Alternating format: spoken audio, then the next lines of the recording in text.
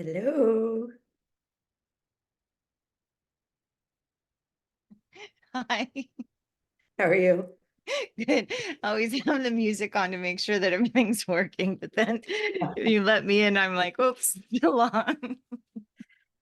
Well, we've got a couple of people hanging out in the waiting room. That's okay. Okay. It's chill.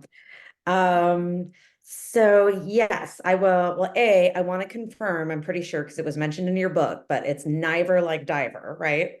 Yes, I was just gonna say that. So just confirming. And what I'll do is when the time comes, I'll admit everyone. We will just greet everyone. I'll welcome you. I will do an about Lisa Niver, and then we'll dive right in. Okay, and so what I'd really love is, can we take a picture with the books? And Yeah. then I have something to I can post that. So, okay, that's good. So the one thing is tilt yours a little bit because there you go, because it gets this weird screen. Hold on, and then I gotta do everything with one hand because God forbid that would be so much easier. Okay, so we're gonna do two. So there we go. Okay, so All right, ready? get the angle right on my I face. know. Okay, so we say one, two, three. Okay, and then we have to do one more because I always do two because for some reason someone's eyes are always closed. I don't know why, but you can see I practice. Okay, so where am I looking? Okay, ready? One, two, three. Okay, I'll send them to you also. Perfect. And happy birthday. Do we get to sing for you? Oh, thank you. I appreciate that. I don't know that there's going to be any singing, but Okay. another one of my wonderful girlfriends is actually coming over today. We're going to have a blog day, which is really just we're going to sit in my sunroom and drink. That's Oh, what, like that's and how that goes. work on content or no? I mean, that's the purported idea. Okay, well, we don't have to accomplish all of our goals in one day. I have a No. really hard time with right and left. There we go. Um, yeah, yeah, content. Do you have WordPress? Yes. So I have a great WordPress guy in the Philippines if you ever need help. Mm. I might take you up on that because I don't know. There's a lot of things that I need to get updated. So I freelance part-time and then I work at my blog stuff part-time. So I have a team and I have budget to hire a team, but there are probably some other things I could be doing at the moment or sort of shifting priorities at least for a little bit in the new year. So we'll see. So right now, he's in the Philippines, and right now, I'm pretty sure he's still charging $30 an hour. Yeah, So you could do like a 3 or 4 hour tune up, and he'll look at the site and tell you. He's worked for quite a number of my friends, and everybody's been happy. He's so smart. He'll be like, Lisa, don't you think it'd be better if I did this? And I was like, if only I understood what you were saying when you said it, just do it. When I first started working with him, he was a referral from a friend of mine who's much more savvy than me. And so John used to be like, okay, this is how you do it. And I was like, no, no, no. I, I don't want to know how to do it. He was like, okay, okay. Now I we do. work together much better. Yeah, I do have yeah. I think I mean, it's really one of those things where It's I'm kind hard of to get everything done. yeah, I'm kind of at the point where I think I know mostly what it is that needs to get done. It's just a matter of actually doing it. That's where so it's a matter of time and getting it all in. So I have a couple of team members, but That's yeah, awesome. Congratulations. oh yeah, thanks. So what do people hire you for? So for my freelance, I was actually a creative director that was my prior life. I was a designer, web and graphic designer. So Oh, so you know yeah. everything. So I don't know about everything, but I still do a lot of work in that realm. And then I try to hire out stuff for my blog that I just don't enjoy.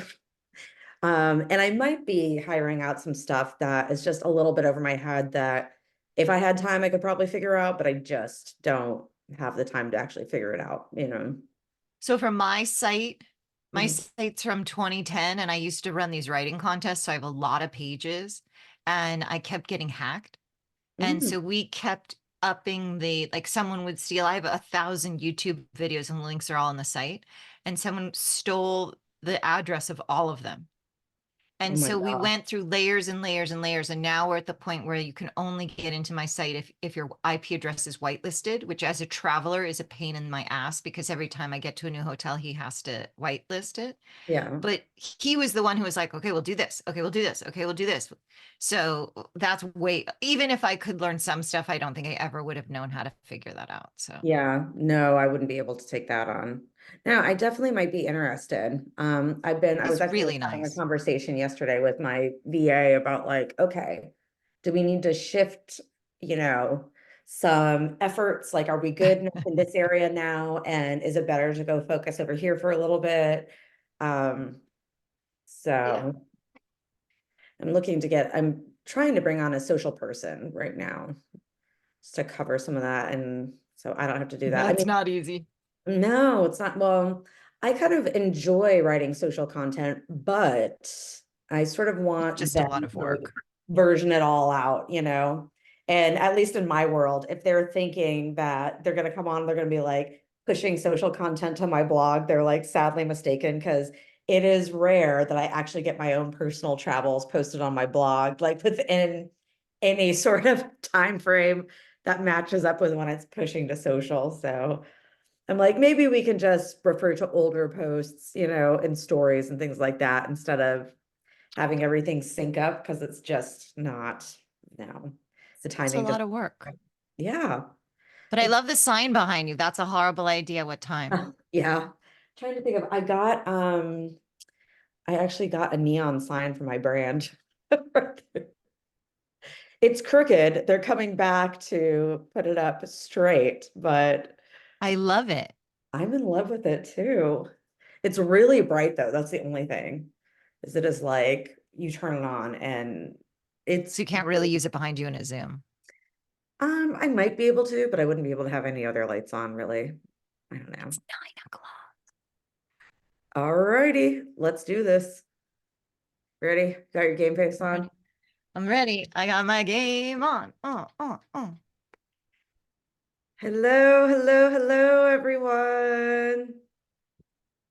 Welcome, welcome. Welcome, Debbie. Welcome, Cosette. Morning.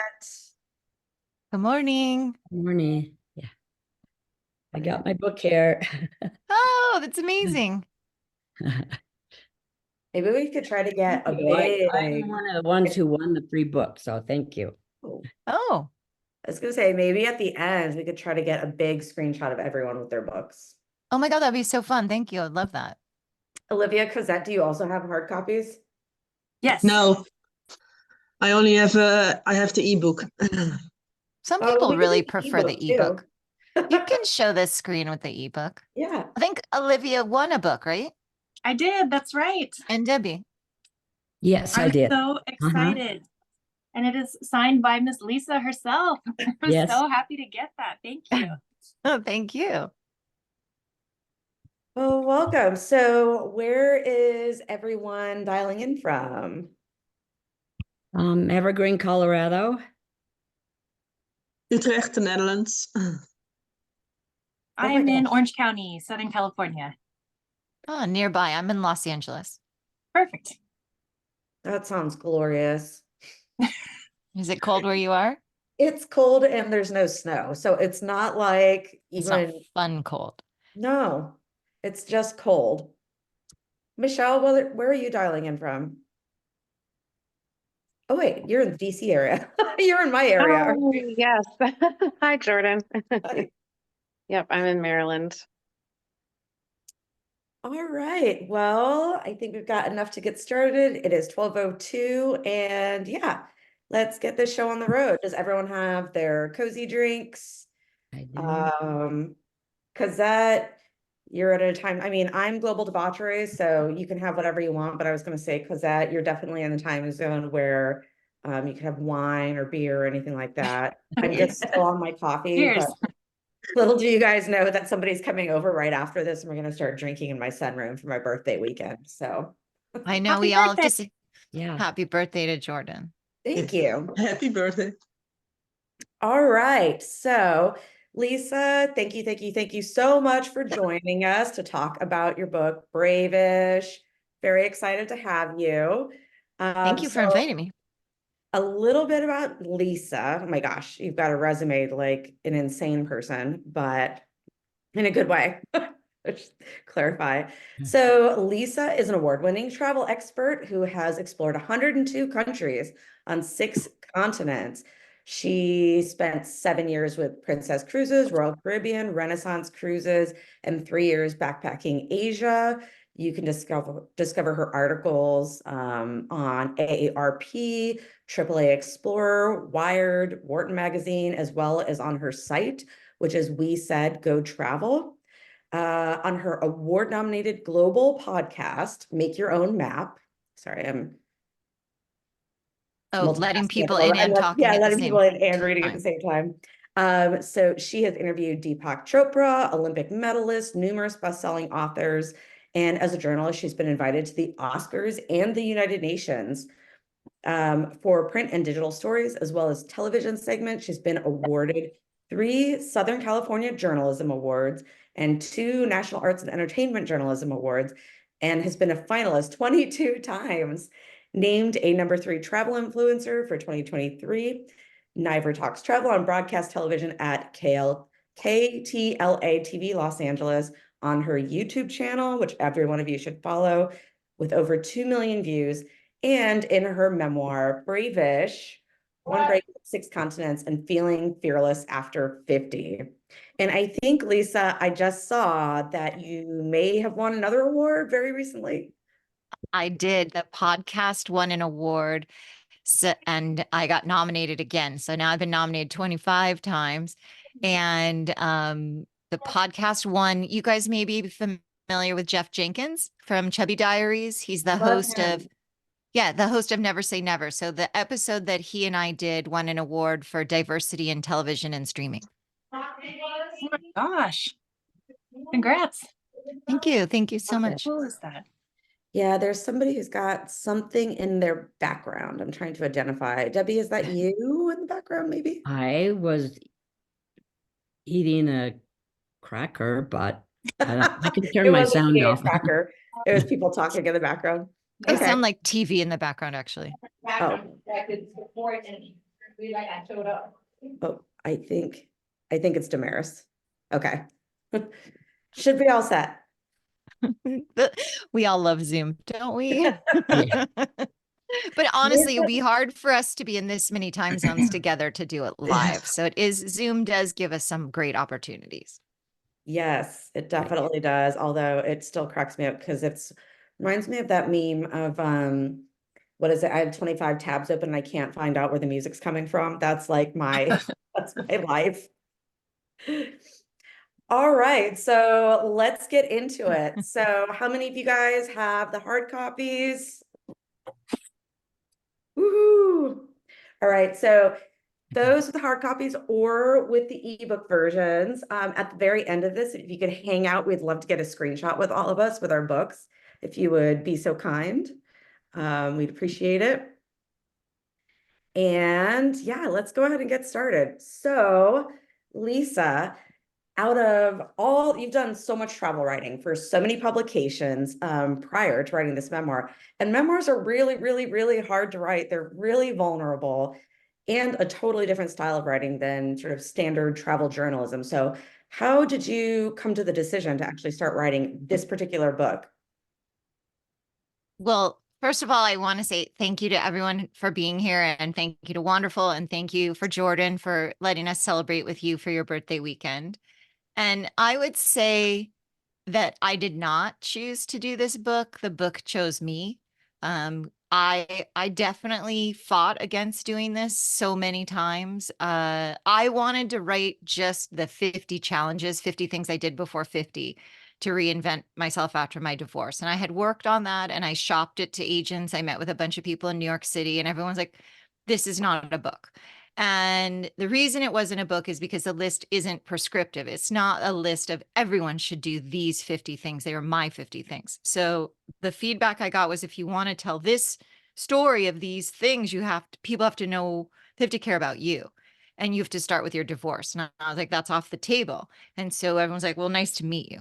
And so over time, it became clear that it was important for me to do it. It was very cathartic. As you said, you're completely right. Writing memoir is really hard, and writing about unimaginable things was very painful. But for me, it was really cathartic. And I did get to a point where if I finished the book and no one ever read it, it was still worth it for me. Yeah, absolutely. And two, you're mentioning how it is very painful. So your book opens with a shocking scene depicting domestic abuse at the hands of your now ex-partner. And at the time, it sort of opens with depicting the inner turmoil that follows that event and the aftermath and the cycle that goes along with it. And you spoke to a friend, Carl, that really firmly said to you, there need to be consequences. So, and I personally have had some personal events as well where I didn't really have a good grasp in my mind of what was going on and what was so blatant and obvious to others until somebody said that confidently and that firmly, this is what it is, and this is what you need to do. And they are unwavering in that opinion. So do you believe that if you had not spoken to Carl that day at that time, and he didn't say that exact thing, that the sort of beginning of this memoir could have been delayed? It seems like his statement was a real turning point for you. It's interesting for anyone that hasn't read the book. So Carl's a friend of mine I met the very first day of college, and we actually were in a story in Women's Day about male-female friendship. We've been friends for 38 years, and we travel together, and we've been through a lot, his marriage, my marriage, his divorce, my divorce. We've been friends since I was 17. And it did make a huge impact on me, what Carl said. What's not really, I don't think, isn't strongly in the book, because every person from your life can't be a character in the book. But I was on Skype as the time clock went around. I was calling people in different time zones. I had friends in Beijing. I had friends in the East Coast. I had friends in the West Coast. I had friends in Hawaii. And so I was basically on the phone constantly. It was Skype at the time. And definitely Carl's message rang the most true. And he was the first one I spoke to. And that's why he's so important in that section of the book. I had someone else tell me not that long before, not exactly that, but she said, we won't be seeing him again at our house. And, if you have someone, like you're talking about, someone said something for you, if you know someone that's not doing well, in your opinion, I found fascinating after I left my partner that people would say, oh yeah, I never really liked him. Like, why are you telling me now? Obviously I'm not with him. Well, I didn't want to ruin our friendship. I was like, you know what? That's really shitty. So I've made it for myself, whenever I feel like there's something that needs to be said, I say it. And I'll often say to a friend, I have a friend who's getting married for the second time, and I foresaw a lot of challenges for her. And 3 different times when we went out, I said to her, let's have a real talk. Are you still doing this? And, I don't want to ruin our relationship, but I also don't want you to get married and afterwards for you to complain to me and me to feel like I never spoke up. So the message that I would give about what Carl said to me is, if you feel that someone's in a challenging situation, you should speak up. And yes, what Carl said made a difference. It definitely did. And I do think that a lot of times people are hesitant to say something about someone's health or someone's job, or, just to say to someone, you know what, every time we talk, you complain about that boss. Is this the right job for you? Like, it doesn't have to be the biggest thing, but we care about each other, but sometimes we're afraid to show it. Yeah, and I will say too, for the record, that at the end of your book, I believe you mentioned resources for women who might be going through, women or men who might be going through the same thing, and even offer personal contact if somebody is going through the same thing. So for the record, everyone here, And you kind of touched on this a little bit, but given that your former partner is in much of the book and it was not that healthy of a relationship, you said you did find the writing process to be cathartic and painful in both, but how did you navigate all of that? It is challenging to write memoir. And one of the problems with memoir is it's nonfiction that has to read like a novel. And there has to be a through line in the story, and you have to bring people along. So what made the difference for me was I'd taken a class at Kepler's with Alka Joshi, who's a fiction writer and is amazing. She wrote The Henna Artist, which was a Reese Witherspoon book club book. And I made friends with her and I listened in her talk, and they talked a lot about developmental editors. And certainly when I've written for different publications, I've had an editor where I've sent a draft or I've had questions, and the same thing happens with a book. So I hired a developmental editor, and finding the right one is kind of like dating, right? Like I met with people, we went to lunch, I had phone calls. Anyway, I found this incredible woman to be my developmental editor, and she had been the editor of one of my favorite travel books, which when I was interviewing her, I didn't know. So it felt really like kismet, like I found the right person. And so working with her helped. And I did a lot of therapy around my divorce and around my book. And I actually wrote the prologue of my book in my therapist's office. Oh, good for you. I'm also a huge fan of therapy as well. So, so around page 08. So this weaves in between sort of, it starts out with your relationship and then it moves on to sort of your personal travels thereafter, and your 5550. So around page 108, you're kind of reflecting on the disaster that was your engagement ring, from Fred, your ex. And I'll let you all read the finer details about that. But there's a kind of metaphor there about making something work versus realizing when it's simply just not working. And to me, it sort of relates very much to travel in the sense that sometimes there's a point where something just isn't working. And how do you, Lisa, like what advice would you have, or how do you personally decide when trip X just isn't working? What does that look like? And do you have an example? I do. So just to clarify, I did have 4 engagement rings, each from a different country, as the drama of the rings kind of fell apart. So I had a ring from Indonesia, Cambodia, Laos, and finally the one I actually wore was from Thailand. So one of the things my developmental editor said when we were working on the book, and actually my agent said this as well, but that, you know, a lot of couples over time will fight, but every time we were fighting, we were in a different place. And so that was something they thought was, a little bit different. And the other thing that my agent said is most travel writing books are things go wrong, but it's like, oh, I missed my flight. He's like, no, in your book, things really go wrong. And so that was sort of an interesting piece of like, how do you make this work? And some of the stuff, like obviously who has 4 engagement rings. So yes, was it a metaphor? Were things not working? I mean, in hindsight, yes. So here's an example of something fairly recent. So we talked about Carl already. So Carl and I met to go skiing. And last year in Salt Lake City, on the way to Park City in Utah, was one of the most epic snow years ever. And we don't generally rent a car because where we stay, we don't need one.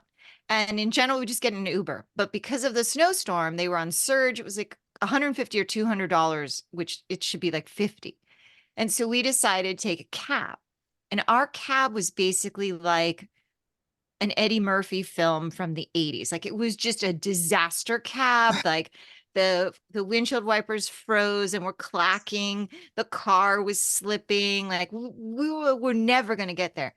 So we made bad choices. And the best we could do was from now on, we could make better choices. So now we take a van that it's connected by radio to the base. So if something happens, someone could find us, and they have new snow tires every year. So I think the best thing that we can do sometimes we just have to, when we know better, do better. And so, whether it's how do you drive in a snowstorm? Or for myself, a lot of times I don't like to arrive after dark. If I'm by myself, I want to get in my hotel and not have drama at the airport, but sometimes you can't avoid it. So I'll, reserve a car in advance. So for me, it's been a lot of like, this maybe wasn't so great, but what can I do in the future? All right. And around one, it's like feeding right into that, around page 140, you wrote, maybe when there are so many red flags, you need to accept that it isn't a parade. So with all of this, do you think that travel and the fulfillment that it brought you and still brings you could have been acting as sort of a counterbalance or a form of unhealthy escapism to sort of balance out all of the red flags in your personal relationship with Fred? So when it came up in therapy, we were always talking about, red flags. And I made that comment that is so many red flags like a parade. And my therapist actually thought that should have been the name of the book. And there Red was a flag time parade. there was a time we talked about that being the title of my book. The title of the book is actually under big contention. My very best friend and my mom hate that. They're like, you're not brave-ish. You're brave. I'm like, it's not about if I was brave. It's about how I felt. And I think the red flags piece feeds into that. So another through line of my entire book is all my life, I thought that I was clumsy. I had many, many serious accidents and people just told me I wasn't athletic. In truth, it turns out during my divorce, I actually finally got properly diagnosed with an eye issue. So the reason I had so many eye accidents is not that I'm clumsy, my eyes didn't work together properly. And so if you have limited perspective, then things go wrong physically. And it turns out there's some of that happened in my relationship. So one of the main problems with the issue with my eyes is a problem with pattern recognition. And I think part of the red flags, I mean, many, many humans are in relationships that don't work and they don't see it until later. But for me, I had an additional layer of I literally ignored the feed of one eye. And it turned out in therapy and in writing the book, it seemed like I had an incredible ability to discount what was happening. Like I just kept every day being like, it's a new day. And you asked if the travel was a counterbalance or hide. I think the travel hid the problem. That, every day being out in a new place or, on the adventure or, oh my God, where are we going to go to the bathroom? We don't have the hotel yet. Like there's so many things that are taking precedence that you're like, okay, did we miss the bus? Can we take a different bus? Like we were in China for quite a long time traveling in an area where basically we went to get on the bus and I just showed them the Lonely Planet. It had the name in characters. And they took money. I have no idea how much. They pointed to a bus. We got on the bus. We didn't know where to get off.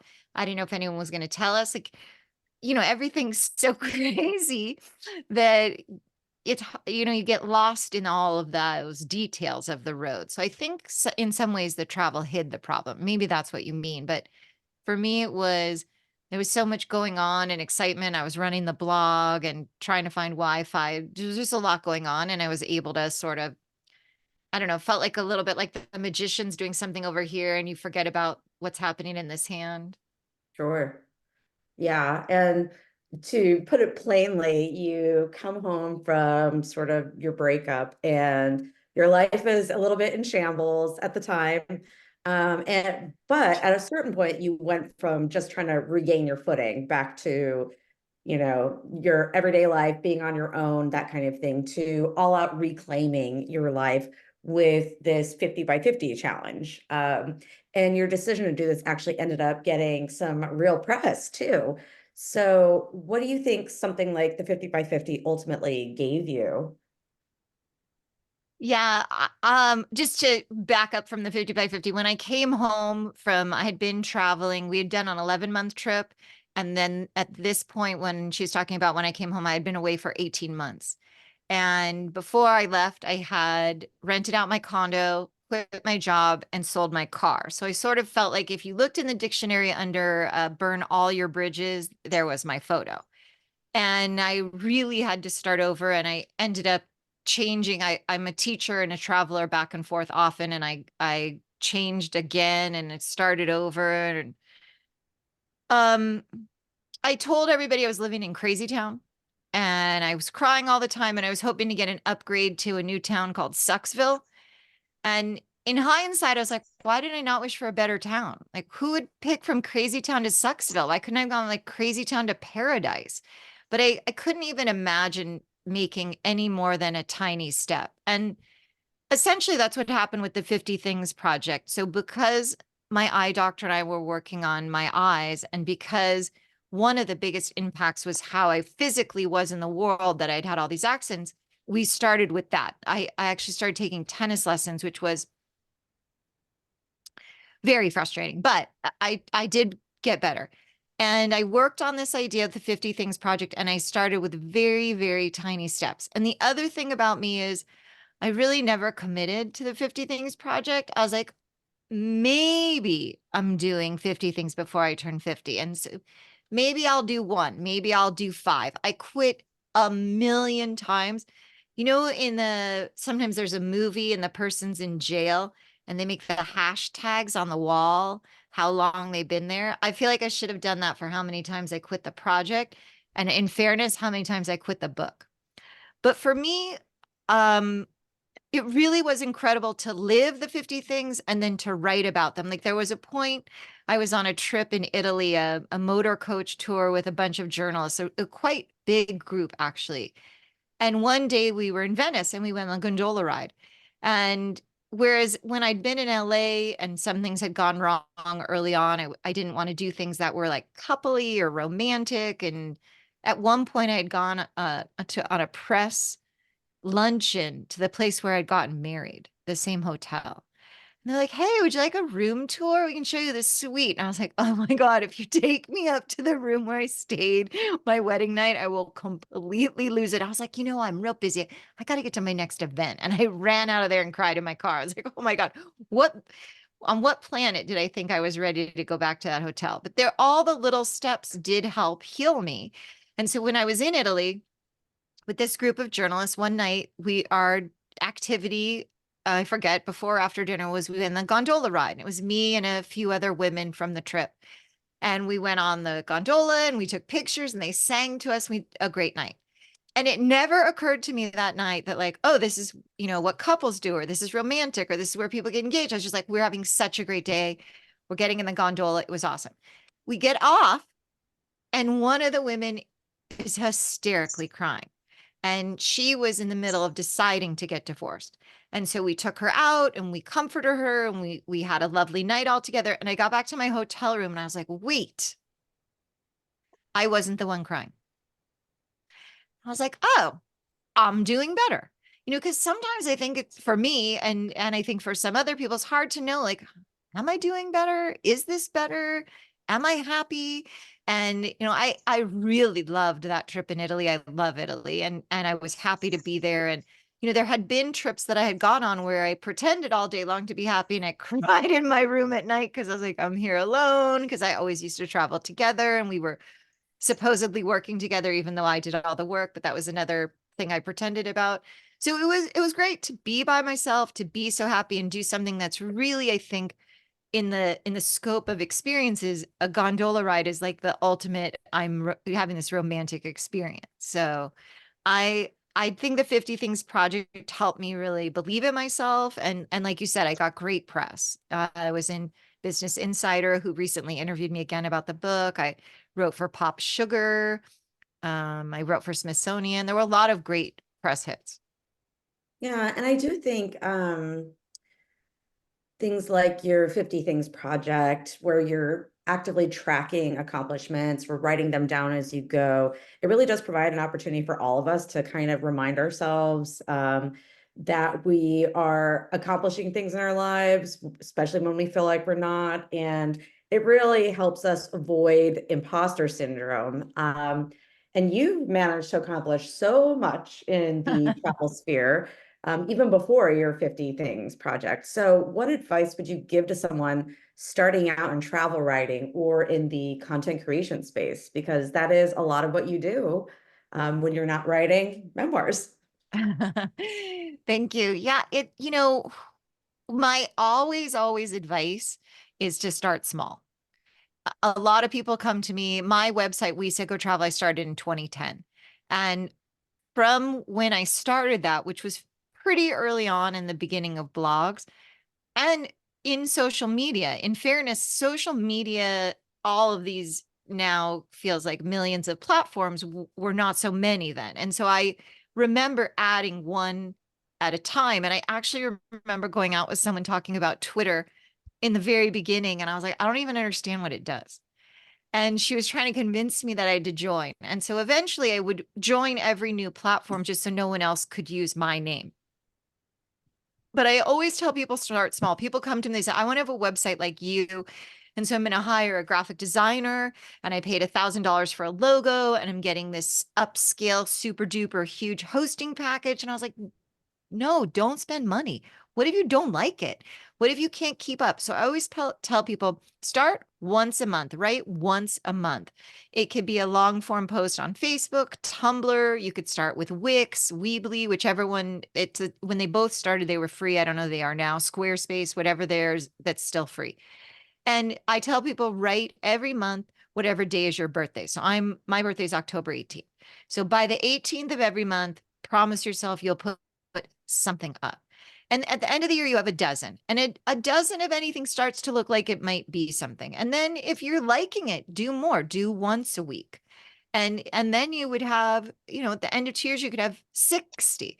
Because a lot of times I see something now that I'm a podcaster, which honestly, my podcast is not quite a year yet, but I've seen so many other people where they clearly spent a lot of money on a lot of pieces and they ended up recording 5 episodes. So you just don't know what's going to really mesh with you. For myself, I started the podcast because at some point being with traditional publishing, I don't have as much control as I'm used to, right? I have my own I actually have 3 websites. I have 3 websites. I have all the social, I have my own YouTube.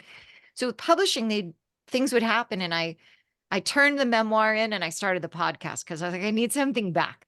And in all honesty, people will come on your podcast that might almost never even answer your email. Like I interviewed the ambassador of Ireland recently. I'd been on a trip almost 2 weeks in Ireland and they had an event here in Los Angeles that was the ambassador was speaking at. And I was like, hey, I'm going to be there. Do you think I can interview the ambassador? And they're like, maybe. It was like a long process. But she was one of my best interviews in my life. She was amazing. And so you never know what that tiny step will lead to. When I started the podcast, honestly, I had no idea what would happen. And the writing, you just have to start and you just have to put it out there. I don't know if you're familiar with Seth Godin. I love his work. I actually got to meet him at Adweek one year. This year I was able to sign my own book at Adweek, which was amazing in New York City. But when I met Seth Godin, I just kept thinking when I first started following him was when he had this whole thing that was called Artist Ship. That was his, like mantra, artist ship. So if you write something and no one can find it, doesn't really count. You have to send it. And so I sort of have that philosophy. Like sometimes people say to me, oh, I don't know about this idea. And I'm like, who cares? When you're starting a website, who's reading it? It's very tiny. So. Well, and a lot of your book centers around the struggle that is travel writing and content creation, which I know all too well personally. But eventually you were able to make the jump from teacher to full-time writer. And when did you know it was the right time? Did you ever know it was the right time? You just did it and it worked out? Or were you like firmly like, this is the time? How did that work? Well, Tell me your ways. it's something I think about a lot. After college, I actually went to medical school. And when I was in school, it's a very clear path, right? You have 4 years of graduate school, then you're an intern, then you apply. There's all these steps. There's fellowship, there's exams. You know what level you are. And so my journey as a writer, as a content creator is very murky. Like, how do you know if you're doing better? And it was one of the reasons that I love being part of the Los Angeles Press Club. And I highly recommend whatever city you're in, be part of the press club. and get involved. And so I do a lot. I work with them. I help with the social media, and I've applied into, we have 2 cycles of awards. And as Jordan said at the beginning, I've been nominated 25 times and I just had my 6th win. And I'm up against ridiculous people. I was up for podcast hosts. I was a finalist. There were 5 of us. One of them was Jon Stewart. I'm like, hi, you've met my entire podcast team already today. His entire podcast team, he's probably never met all of them, right? Like, how many audio engineers does Jon Stewart have for the problem at Apple? So you just never know where you can go with stuff, but when is it the right time? You'll never know. You have to just believe. It's that, what's the quote about, I think it's Martin Luther King Jr. about, take the first step and the staircase will appear. I mean, well, for me, I just keep believing, right? Like I wanted to go on safari. I worked on the cruise ships a long time, but I'd never been on safari. And I was like, my friend went and he pitched 20 companies. And eventually someone said yes, that he could write about it. So I decided to start at the top. So I pitched Abercrombie and Kent and they said yes. So I went. But I was prepared to pitch every single company on the planet until I got to go. So I think part of it is, like I said, small steps, and part of it is tenacity. When I got invited, I'm a scuba diver, and I go to the scuba show and the DEMA show, and I met someone for the Solomon Islands. At the time, it was going to be the 75th anniversary of the Battle of Guadalcanal. She said, I really want to send you, but you have to get a good story, a good placement. And so at the time, I've gone many times. I don't know if you're familiar with the travel conference, Travel Classics. I've gone to every conference, IMM, ILTM, LE Miami, whatever I could find, I've gone to. Blog Her, TBEX. Over the years, I've gone to everything. And when I was teaching, I used to go to conferences. So I thought, well, if I'm going to be a journalist, I should be a professional and find how do other travel people do it? So I met the editor for Smithsonian and I pitched the story, and I ended up writing for Smithsonian. I wrote for Saturday Evening Post for this Solomon Islands story. I sent something to MSN. I made 31 videos. In all the time before I went to the Solomon Islands or since, no one has produced as much content for a single trip for the Solomon Islands as me. And I still don't even know if anyone has made enough videos to match me. So they tried to bring me back for the 80th anniversary, but they were pretty closed during COVID. So that was challenging. But because of that trip and overproducing, honestly, I got to go on an epic trip to Vanuatu. I walked around the edge of a live volcano, which on our side of the continent, they'd be like, no, we don't do this. It's a live volcano. But, one thing leads to the other. And the other thing I always say is to use your resources. I mean, Wanderful is an incredible community with so many great creators. And, I watch what other people are doing. So, oh, how come all my friends are syndicating into MSN? Why don't I have that? And so I literally interviewed like 4 of them. Like, how did this happen? How did I miss this? What about me? And by the time I figured it out, they were closed, but they said they might reopen. So literally every 3 weeks on my calendar, I wrote to this lady. I'm like, hey, look, I got a new link. I'm doing this. And finally like, oh my God, Lisa, we let you in. It's okay. Relax. So you have to be persistent. Yeah, I always say when it comes to pitching, so I'm actually not bad at pitching. I need to build up my numbers a little bit better, but I'm not bad at pitching. But I really always say it's like a numbers game, like you just need one, and you might get, and you have to have a little bit of a thick skin too. Like you need to be okay with knowing, like you're not going to hear back at all from half of them, and from the other half, you're going to get no's, and then the others will consider you, and maybe you'll get one, but you only need the one. Well, so that's a good example. I remember I went to TBEX. It was in Minneapolis, maybe. It was a long time ago. And I met with all the vendors, and one of the vendors was Churchill Wild. And you get to walk with the polar bears. And the lady was like, yeah, it's like a 3-year waiting list. I was like, okay, well, put me on. And eventually I did go, and it was amazing. Yeah. And actually, it's funny when we were just talking about this, you had mentioned your Abercrombie Kent safari, and that's a perfect lead into my next question was, I'm pretty sure it was on that exact safari, page 251, I have the page number, where suddenly you realize while you're there, like you're able to separate the painful emotion of your past and sort of reflect on your prior life with Fred and remember fond memories too, and some of the good times. And I think all of us have been there where suddenly we realize like, oh my gosh, like I can do this now. But for you, what do you think it was that finally got you to that spot where you're like, this is the next, chapter of my life formally, and now I can be emotionally separate from all of that other stuff? What do you think like finally got you there? Yeah, I mean, I think there's cycles of grief and pain and trauma that everyone that's been through, everybody that lives has been through something. And, especially after living through the COVID coaster where people lost family members and they couldn't go to the hospital, they couldn't go to the funeral. We've all gone through stuff. And I think for me, certainly, as we've already discussed multiple times, therapy made a big difference. My friends made a big difference. My family has been very supportive that, we need community. We need each other. I you know, time heals. For me, I don't know, it was so much time, but I think it was doing the work, right? Like it helped me. It was cathartic for me to write about it. It was therapy. And keep in mind, I live in Los Angeles. So there's a lot of kinds of therapy, and I did them all. Like I did this screaming one, and there was this thing where you could hit this big Yeah. styrofoam thing with bats and, screaming therapy. Like I did Uh, everything I could find. It was awesome. And I tried kickboxing. Someone told me you can't do new things in an old way. So try new things.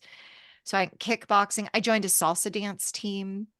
And a lot of the things that I had lost, I had given up that my partner thought, were expensive or not worth it. He didn't like to go dancing. I joined a salsa team. He hated that I would go scuba diving. I was gone all day. It was expensive. I was all in on the diving. And actually earlier this year I got to speak several times at the Travel and Adventure Show as a representative of Patty.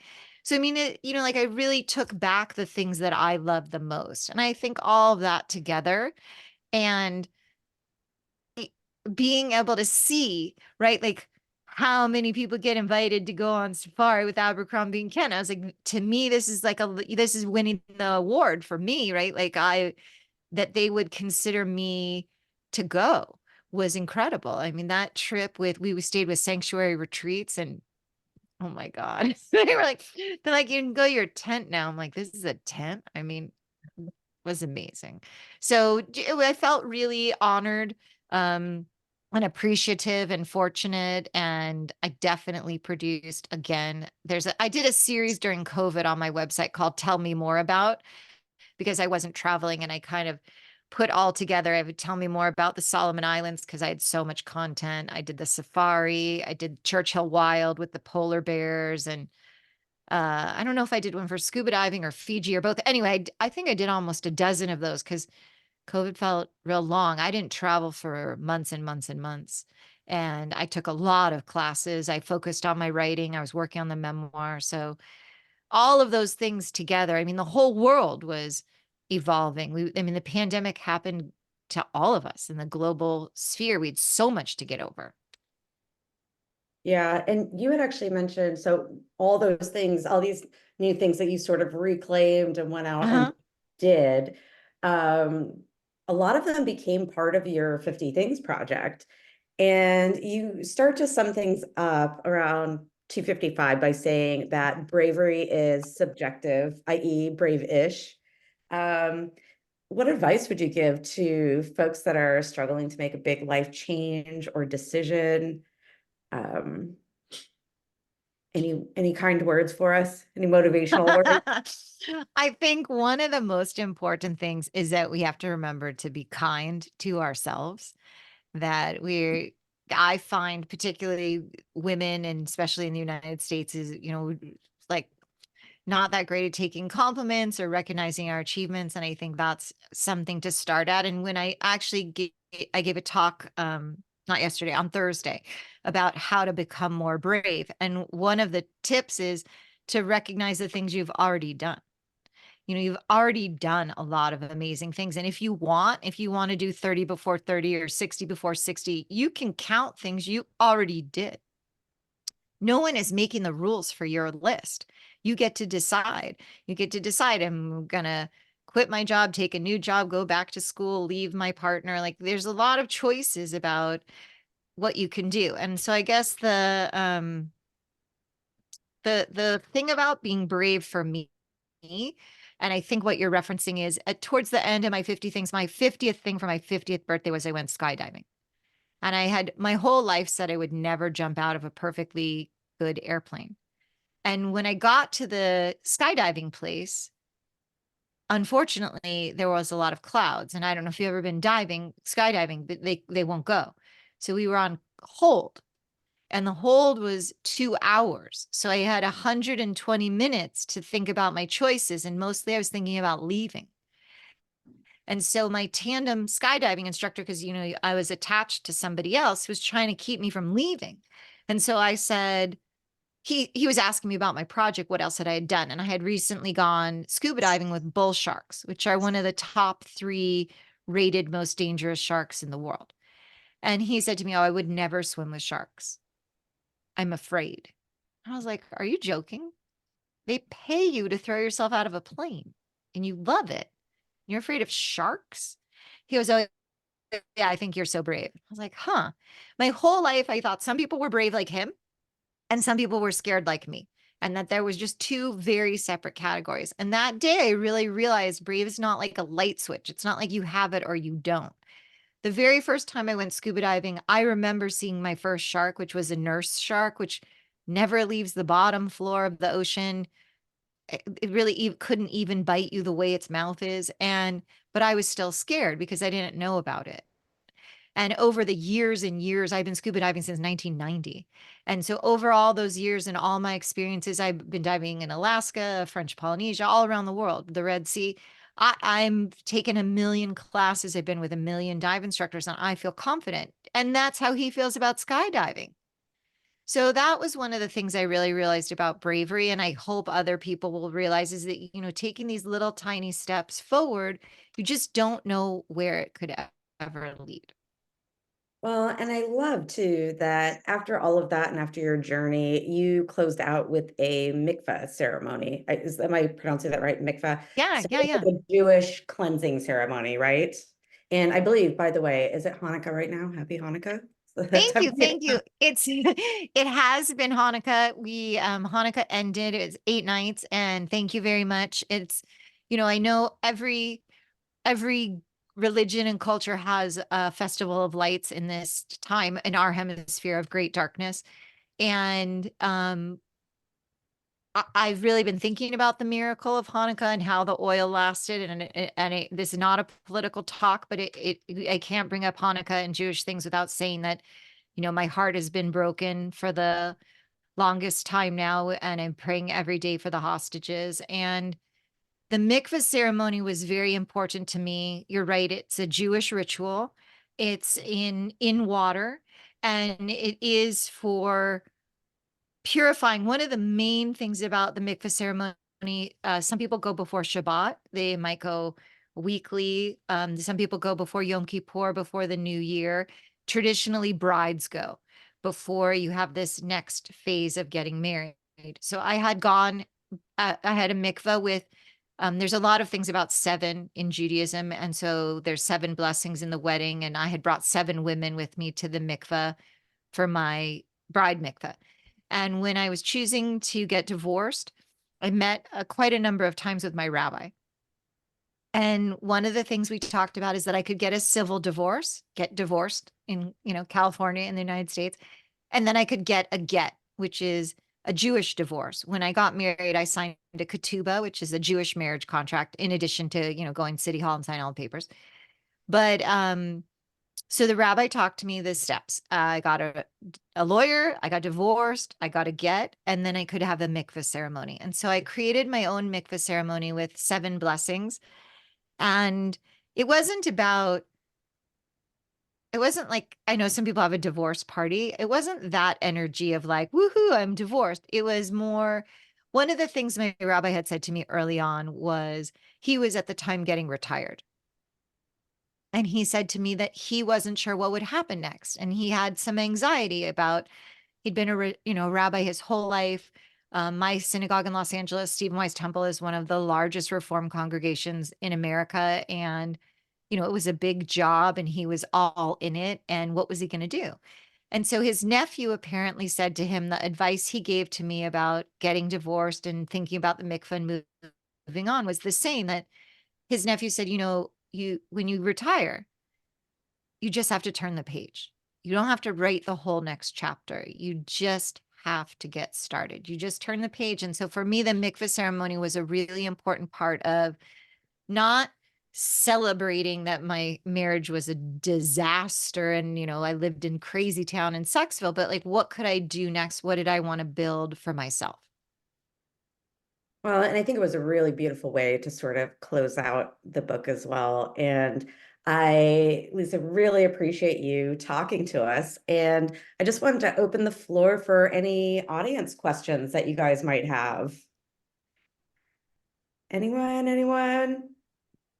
I didn't have any questions, but I just wanted to throw in the comment how interesting it was to hear that you almost didn't share the conflict of the marriage before the 50 things by 50. And I'm so glad you did, because getting to read that journey of turmoil before the win like made it even better, and it was super, super cool. It was a pleasure to read. Oh, thank you, Olivia. That it is interesting how people do want that part. And so when I was working with the developmental editor, I basically used to work on the book. I would write until I was so nauseous, until it was so upsetting that I literally thought I might throw up. And then I would lie on the floor for a while. And I would call her and I was like, oh my God, I seem like such a dumbass. She's like, no, you seem vulnerable. Like, I don't think so. I'm like, is vulnerable another word for stupid? I'm so stupid, like writing over and over again about it's one thing to live it. And then it's another thing to be like, oh my God. And then he said that to me again. And I still stayed. Like, I felt really judgmental of myself. Mm. And I was like, I sound stupid. And she's like, no, you seem relatable. And I was like, oh my God. So one of my biggest fears was I would write this book and I would speak and people would be like, wow, you really were stupid. And so it has happened to me actually. And a few people come up to me like, wow, you couldn't figure that out sooner. And I was like, wow, thanks. I'm glad that's what you got out of my book. But I feel like we've all had those relationships where we look like that was dumb. Like at least I won't speak for everybody. I have definitely had some where I was like, that was just dumb. But I think for the most part, people have had, a boss they hated or a relationship gone wrong that if they're willing to can relate. But I do find some of the more mean-spirited or catty comments, I think a lot of times people maybe are still percolating for themselves Mm. about maybe that isn't working for me. And so I really appreciate you saying that. And it was um in all honesty, as much as I hope it helps people to either be kinder to their friends or to themselves, it really was a very important for me. I just want to say thank you for the book. In mentioning therapy, my therapist told me in the middle of my trauma that telling your story out loud 100 times starts the healing process, and like verbalizing it. And so when I picked up the book, I was like, oh, this is her way of telling her story 100 times out loud to heal. Like that, literally, that's what I thought. And I was like, oh, I don't know if I ever want to write a book about my trauma, but reading yours, because mine was physical abuse too, was like, oh, I'm not alone. I'm not like so often in those trauma events, you feel alone. You're not, you're not, but so it was kind to read that somebody else's story. And I was like, oh, it's her or her healing process. So I love the book. So I totally appreciate it. Oh my gosh, thank you so much, Tanya, and thank you for sharing that. I'm really sorry that you went through that, but it sounds like you have good support. And the other thing I tell people is I've never heard that about 100 times, but that's interesting. But you don't have to tell your story in a memoir. I mean, I think one of the ways that we help ourselves and move forward is just by doing things differently. Right? Like, like Jordan said, a lot of us have had challenging situations and we find different ways to move forward. Or, I actually have, a lot of the names were changed in my book. And so two of the characters in my book, the names I used are sadly, two of my friends' kids that died. And so I had permission from them to honor those situations and that their names could live on in that way. So I feel like there's lots of different ways to honor the situation. And like you said, for me, the mikvah was a really good way to mark that. So there's, different spiritual things, or, like people do those sage burning or write, one other thing I've done is write things down and then burn it. That helps too.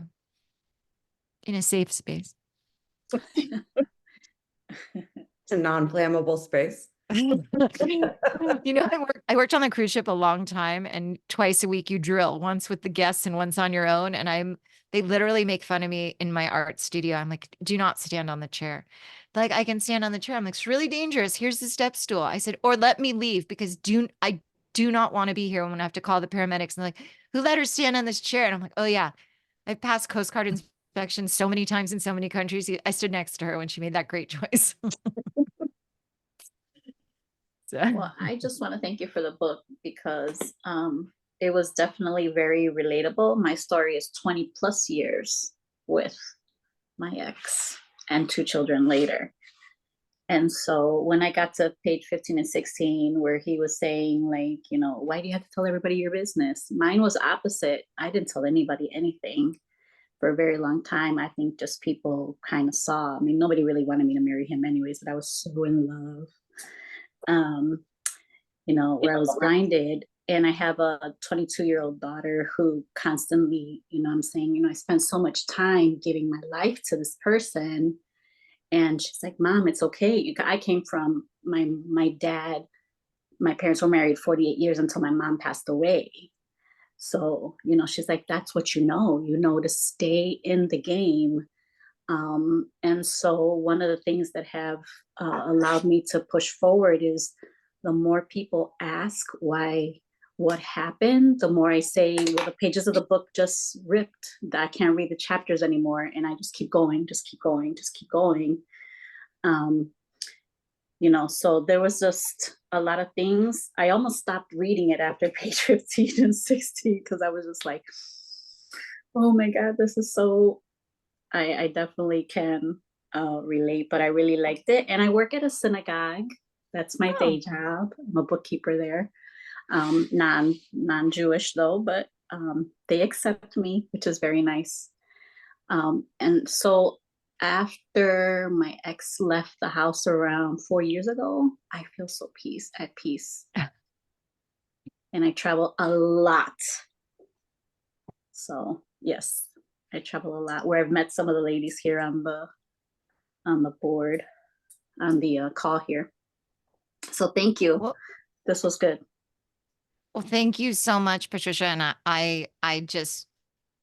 And yes, I could see where the book could be really triggering. And I know when you when you lived, next to someone for 20 years and raised kids together, it changes how the challenges work and the obstacles. And I think the most important thing is what you said, now you have this space, you're going traveling, things are easier.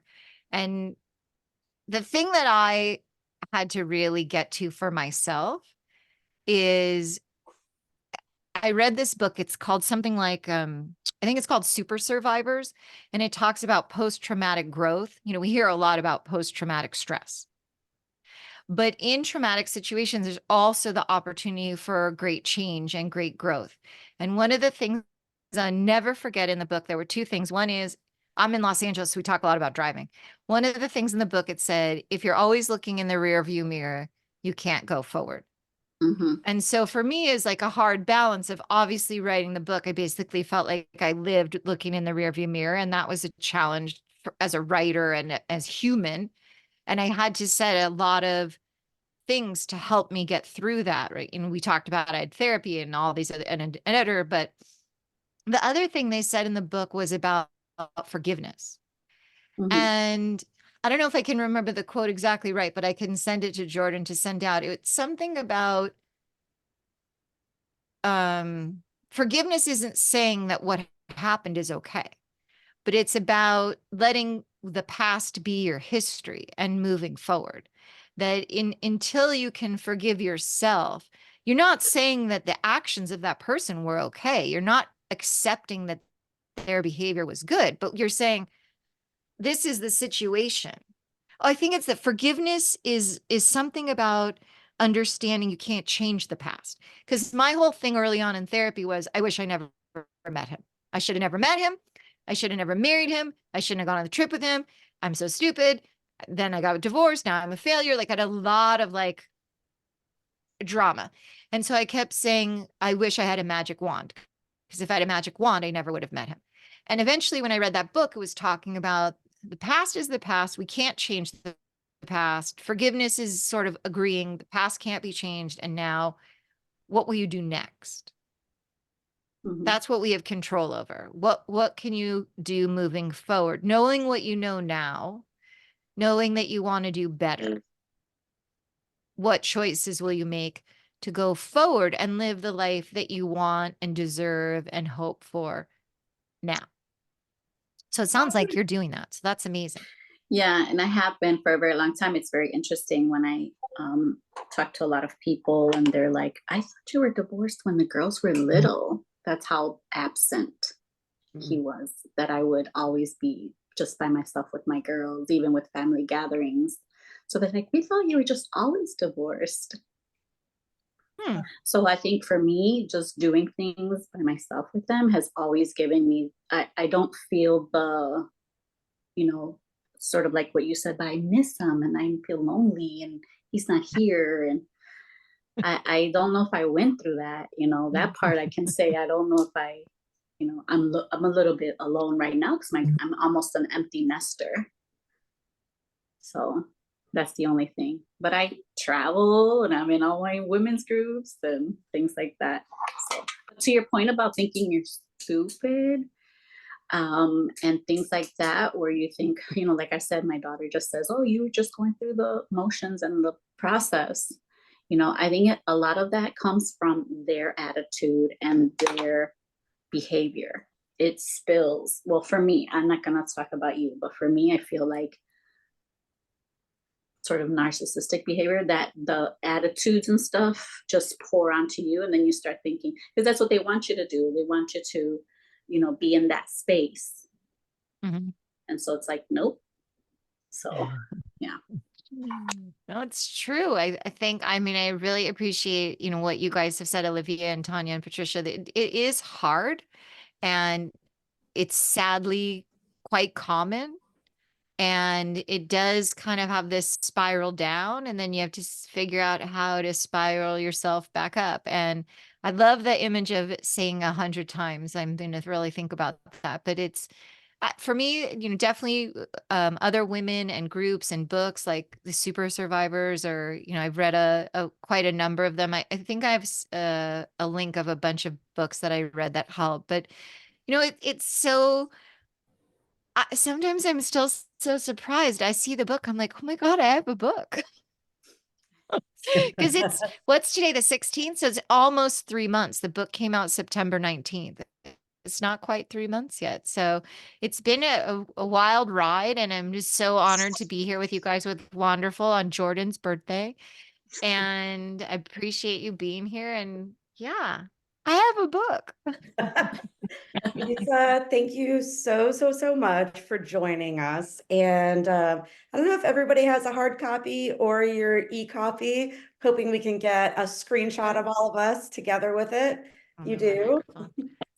I don't have my book because I'm traveling and I left it at home. So I apologize about okay. not having my book.